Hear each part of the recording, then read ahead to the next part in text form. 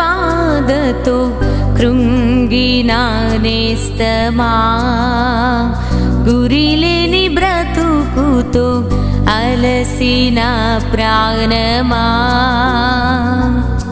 తన కరములు చాచి నిన్ను పిలుచుచున్నాడు, తన కరములు చాచి నిన్ను పిలుచుచున్నాడు. ఆదరిస్తాడు, ఆదరిస్తాడు యేసు ఆశ్చర్యకరుడు, యేసు ఆశ్చర్యకరుడు, యేసు ఆశ్చర్యకరుడు.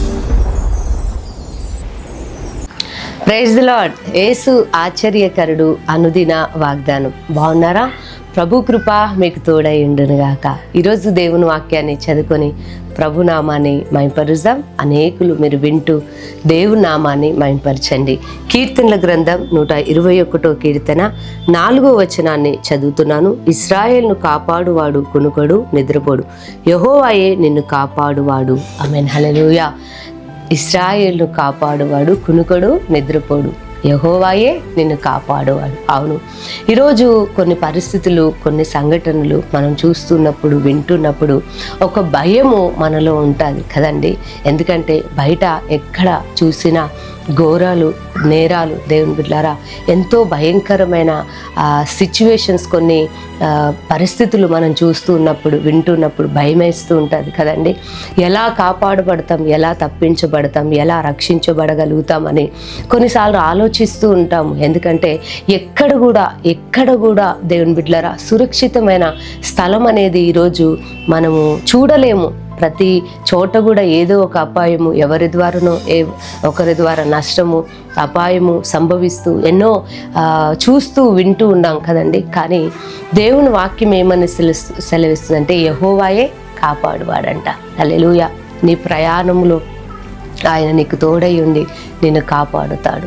నువ్వు ఎక్కడున్నా, నువ్వు ఒంటరిగా ఉన్నా, ఒకవేళ ఈ వాక్యాన్ని నీవు అబ్రాడ్ అంటే ఇతర దేశాల్లో ఒంటరిగా ఉండి నువ్వు వాక్యాన్ని వింటున్నావేమో, లేదంటే కొన్ని పరిస్థితులను బట్టి నువ్వు హాస్పిటల్లో అడ్మిట్ అయ్యి వాక్యాన్ని వింటున్నావేమో, లేదంటే చెరసాలలో ఉండి వాక్యాన్ని వింటున్నావేమో, ఇంకా నువ్వు ఎక్కడ ఉండి ఏ పరిస్థితిలో ఉండి దేవుని వాక్యాన్ని వింటున్నావో, నువ్వు ప్రార్థన చేస్తున్నావో, ప్రభువా నేను కాపాడబడాలయ్యా, నా పిల్లలు కాపాడబడాలి, నా కుటుంబం కాపాడబడాలి, నిత్యము నీవే నన్ను కాపాడండి ప్రభువా అని ఒకవేళ ఈరోజు నువ్వు దేవుని వేడుకుంటే, ఇశ్రాయేలు దేవుడు ఎలాంటి వాడో తెలుసా?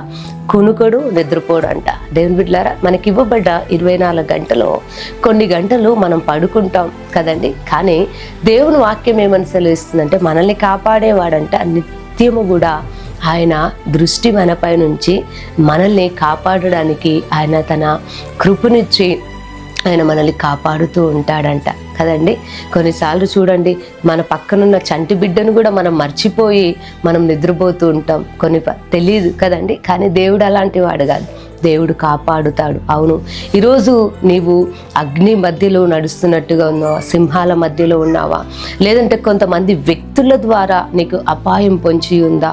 లేదంటే ఎవరైనా నిన్ను బెదిరిస్తున్నారేమో, నిన్ను ఎదుగు నువ్వు కాపాడబడడం అసాధ్యం అంటున్నారేమో, మా చేతిలో నుండి నువ్వు బయటపడలేవు అంటున్నారేమో.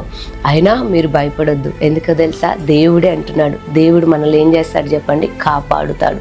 వ్యాధి నుండి కాపాడుతాడు, అపాయం నుండి కాపాడుతాడు, సమస్యల నుండి కాపాడుతాడు.